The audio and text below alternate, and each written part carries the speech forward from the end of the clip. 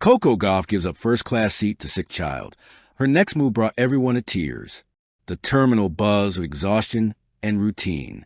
It was 11:30 p.m. at Heathrow Airport, and Coco Gauff had just finished one of the longest seasons of her young career. Her face was hidden under a hoodie, her racket bag slung across her shoulder. She wasn't Coco the champion tonight, just an exhausted 21-year-old girl longing for home. Her next flight, London to Miami. First class, window seat, quiet. As she boarded, the flight attendant smiled. "Welcome aboard, Miss Gauff. We're honored to have you." Coco returned the smile, but her eyes betrayed fatigue. She slid into her seat, sinking into the comfort of silence.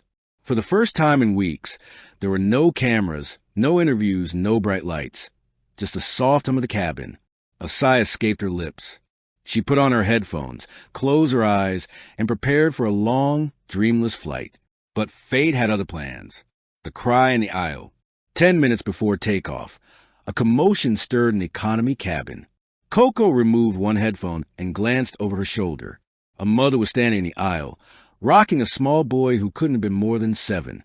His face was pale, his breathing shallow, a mask covering his nose. The flight attendant spoke softly, trying to calm the situation. "Ma'am, is everything all right?" One of them asked gently. He's not feeling well," the woman stammered. "He just came from treatment in London. The doctor said fly will be fine, but he's getting weaker." Coco felt a chill crawl up her spine. She recognized that tone, the voice of a mother trying to sound brave while her world crumbled. Another passenger whispered, "They should have booked first class if he's that sick." The words sliced through the air like ice. Coco's jaw tightened. Her heart started to ache, not out of anger, but empathy. She remembered being that child once, traveling across states with her parents, dreams bigger than their pockets, fighting for space in rooms that weren't built for them. She stood up. The decision. "Excuse me," Coco said softly to the flight attendant. "Can I switch seats with them?" The attendant blinked, startled. "Miss Gauff, you mean?" "Yes," Coco nodded. "Give them mine." The mother looked up, eyes wide in disbelief. "No, please. I can't let you do that." Coco smiled gently. "You don't have to let me. I'm doing it." The boy, frail but curious, turned his head toward her. His eyes, large and glassy, lit up with recognition. "You're Coco Gauff," he whispered. Coco knelt beside him. "Yeah," she said with a grin. "But tonight, I'm just Coco, your seat swap buddy." The entire first-class cabin turned silent. Every eye fixed on the young woman, handing over her comfort for a stranger's child. Cameras didn't matter. Applause didn't matter. The only thing that mattered was the boy's smile. Within minutes, Coco had settled into an economy aisle seat near the back. The chair was smaller, the air warmer, but her heart felt lighter than it had in months. A long night in the sky. The plane ascended into the dark ocean of clouds. The cabin lights dimmed, leaving a soft orange glow. Coco leaned back, her knees slightly cramped, her headphones silent. Around her, most passengers slept. She stared out the window, at the stars shimmering like scattered hope.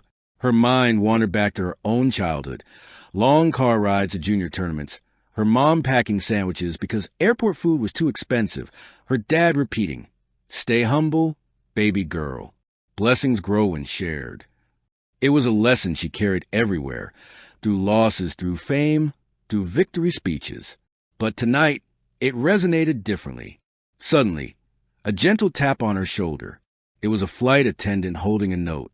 From the boy's mother, she whispered. Coco unfolded the note. "Dear Miss Gauff, you don't know what this means to us. My son's name is Aaron. He has leukemia. We were returning home after 6 months of treatment. This was supposed to be our celebration flight, but he got sick again this morning. You gave him something medicine couldn't. Joy.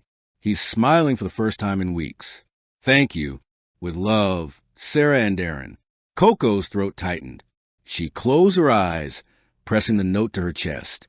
The hum of the engine sounded almost like a heartbeat, steady, alive, reminding her of what really mattered, turbulence and tenderness. 2 hours into the flight, turbulence hit. The plane jolted, lights flickering briefly. Gasps echoed. Coco stayed calm. Years of traveling had made her immune to sudden shakes. But she noticed Aaron's mother struggling to keep him still. His small frame trembled, his breathing quickened. Without hesitation, Coco stood and walked up the aisle despite the seatbelt sign flashing. "Hey!" she whispered as she knelt beside Aaron. "Remember how I run fast on court?" Aaron nodded weakly. "Well, the plane's just racing through the sky right now. It's like a match, bumpy, but we'll win, okay?" The boy giggled faintly. The mother exhaled a tearful laugh. "Thank you," she mouthed. Coco stayed there until the turbulence eased, her hand resting gently on the boy's blanket. She wasn't a superstar at that moment, just a human being trying to hold someone else's world together for a few seconds. When she finally returned to her seat, a passenger behind her whispered, "God bless you, Coco." She turned, smiled, and said quietly, "He already has." Dawn over the Atlantic. At dawn, as the sky began to blush with soft pink and gold, Coco woke to the sound of footsteps. The mother approached her, eyes red but glowing with gratitude. "He's asleep now," she said softly. "He hasn't slept this peacefully in months." Coco smiled, the letter that changed everything. One quiet morning months later, Coco received a letter at her Miami home. The handwriting was shaky but familiar. "Dear Coco, it's Aaron. I finished treatment. I'm coming to your match next month. My doctor said I can travel now. I don't know if you'll remember me, but I'll be the one cheering loudest. Thank you for giving me hope. Thank you for giving me your seat and a dream. Your friend, Aaron." Coco pressed the letter against her chest, tears falling freely. That night, she kept the letter beside her bed, right next to her U.S. Open trophy. One was a symbol of triumph, the other of humanity. Epilogue, the match that meant everything. At her next Miami Open appearance, Coco stepped onto court to a standing ovation, but her eyes searched the stands until she spotted a familiar face, a small boy with a shaved head, waving a sign that read, "My hero, my seatmate." Her heart clenched. She raised her racket, pointing directly at him before the first serve. That day, she played with unmatched joy. Every forehand a promise, every serve a prayer. When she won the match, she didn't celebrate with a scream or a fist pump. She just looked toward Aaron and smiled, because in the end, victory wasn't the trophy. It was the smile of a boy who got a dream again, because someone somewhere had given up a seat so he could breathe easier. Final lines. Sometimes the grandest gestures don't happen under stadium lights. Sometimes they happen 35,000 feet above the world, in the quiet of a cabin between strangers, where love decides to sit down and stay a while. And Coco Gauff? She didn't just win matches that year. She won humanity's heart. Thank you for watching.